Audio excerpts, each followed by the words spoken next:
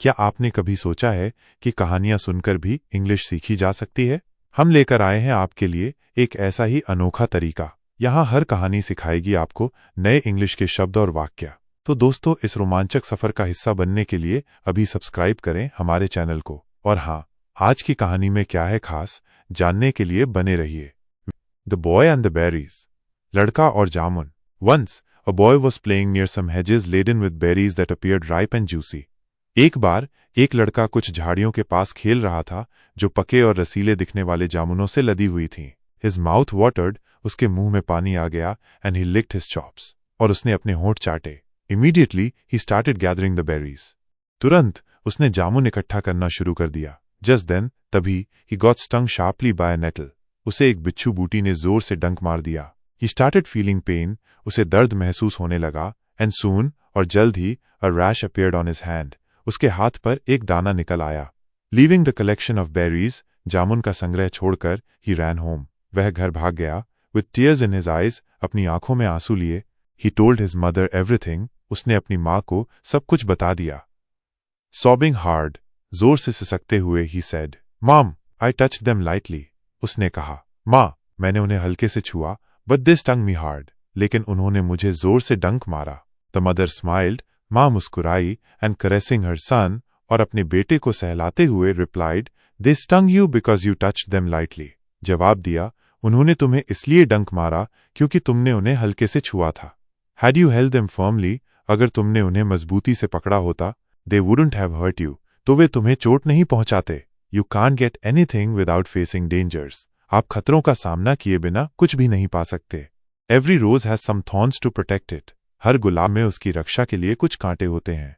So if you want berries, इसलिए यदि आप जामुन चाहते हैं, learn to grasp the nettles, तो बिच्छू बूटियों को पकड़ना सीखें। Moral: never lose heart in adverse circumstances. नैतिक: विपरीत परिस्थितियों में कभी भी हिम्मत न हारें। पाठ में आए महत्वपूर्ण अंग्रेजी शब्दों के अर्थ। hedges, झाड़ियां। laden, लदी हुई। appeared, दिखाई दी। ripe, पका हुआ। juicy, रसीला। mouth watered, मुंह में पानी आ गया। licked his chops, अपने होंठ चाटे किसी स्वादिष्ट चीज की प्रत्याशा में। immediately, तुरंत। gathering, इकट्ठा करना। just then, तभी। stung, डंक मारा। sharply, जोर से। nettle, बिच्छू बूटी। started feeling, महसूस होने लगा। pain, दर्द। soon, जल्द ही। रश, दाना। appeared, निकल आया। leaving, छोड़कर। collection, संग्रह। run, भागा। tears, आंसू। eyes, आंखें। told, बताया। everything, सब कुछ। sobbing, सिसकते हुए। touched, छुआ। lightly, हल्के से।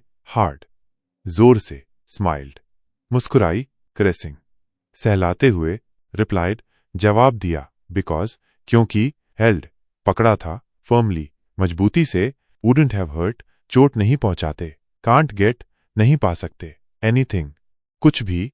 without facing, सामना किए बिना। dangers, खतरे। every, हरो। rose, gulab. has, है। some, कुछ। thorns, कांटे। to protect, रक्षा के लिए। so, इसलिए। if इष्टदी, want, चाहते हैं। berries, जामुन। learn, सीखें। to grasp, पकड़ना। moral, नैतिक। never, कभी नहीं। lose heart, हिम्मत हारना। in adverse circumstances, विपरीत परिस्थितियों में। प्यारे दोस्तों, आज की कहानी में सबसे अच्छा पार्ट आपको कौन सा लगा, हमें कमेंट में जरूर बताना। और हाँ, अगर आप चाहते हैं कि ऐसी ही कहानियां आपके इंग्लिश सीखने के सफर को आसान बनाती रहें, तो बिना भूले सत्य इंग्लिश एकेडमी को सब्सक्राइब कर लीजिए। आपका प्यार और सपोर्ट ही हमारी ताकत है।